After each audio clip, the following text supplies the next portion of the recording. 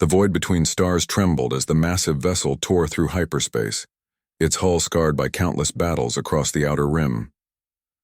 The Defiant's arrival at the edge of the Galactic Council's seat of power sent ripples of fear through every monitoring station within 50 light-years. Admiral Kane stood on the bridge, his weathered face illuminated by the soft glow of tactical displays. Behind him, the crew moved with practiced efficiency, their movements sharp and deliberate. These were not the soft diplomats of other species, but hardened warriors forged in the crucible of Earth's endless conflicts. Long-range sensors detect 300 Council vessels in defensive positions around the station, reported Lieutenant Brooks, her voice steady despite the overwhelming odds. They're broadcasting surrender demands on all frequencies. Kane's laugh was cold as space itself.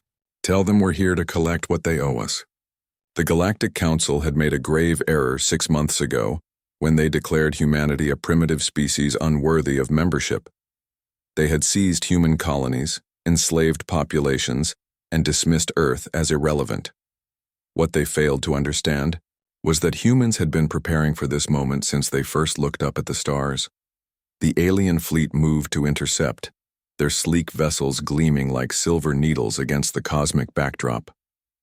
The Council races had grown comfortable in their technological superiority, accustomed to defeating enemies through overwhelming firepower and advanced shields. Enemy fleet approaching in standard formation, called out Commander Wells from the weapons station. They're using traditional engagement patterns. Kane nodded grimly. The aliens fought like civilized beings following ancient protocols and established tactics. They had never faced an enemy that fought like cornered animals, that turned desperation into strength and fury into precision. The first volley from the Council fleet struck the Defiant's hull, energy beams designed to disable rather than destroy. The ship's revolutionary armor absorbed the impact, converting the energy into power for its own systems. Human engineering had learned from every defeat, adapted to every challenge. Return fire, Kane ordered quietly. The Defiant's weapons were unlike anything the galaxy had seen. While other species created elegant energy weapons, humans had perfected the art of kinetic destruction. Railguns launched projectiles at significant fractions of light speed, punching through shields like paper. Missile swarms carried warheads that could crack moons. The first human salvo tore through the alien formation, vaporizing 6 vessels instantly.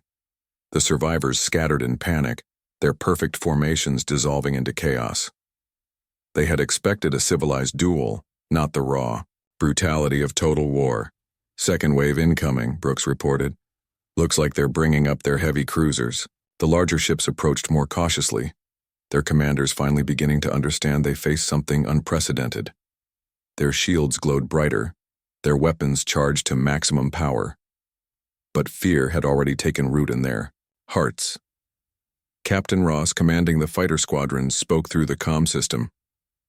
Launching attack craft, these pilots know what happens to species that threaten human worlds. The fighters poured from the Defiant's bays like angry hornets, their pilots driven by cold determination. Each craft was a masterpiece of human adaptability, capable of operating in any environment from gas giants to asteroid fields. The aliens had specialized vessels for different conditions, but humans had learned to make one ship do everything. Battle became a lesson in warfare philosophy. The Council races fought to achieve objectives to claim territory or resources. Humans fought to eliminate threats, to ensure their enemies could never threaten them again. Every human weapon was designed not just to defeat, but to terrify.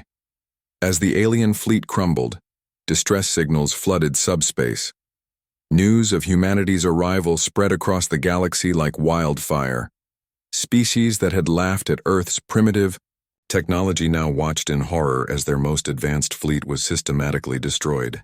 The station is requesting negotiations, Wells reported, surprise evident in his voice. Kane studied the massive space station ahead, home to billions of aliens who had voted to enslave his species. Tell them we negotiate from a position of strength. They created this situation when they decided humans were expendable. The Defiant moved forward, its weapons still glowing with residual heat. The alien survivors formed a protective screen around their seat of government. But their hearts were no longer in the fight. They had seen what human anger could accomplish. The galaxy had always been ruled by the strong, by species that had evolved beyond the need for violence. They had forgotten that evolution was not always about becoming more civilized. Sometimes, it was about becoming more dangerous. As the human warship took position above the council station, every alien leader understood that a new age had begun. The species they had dismissed as barbaric savages had just redefined what it meant to be the apex predator in space.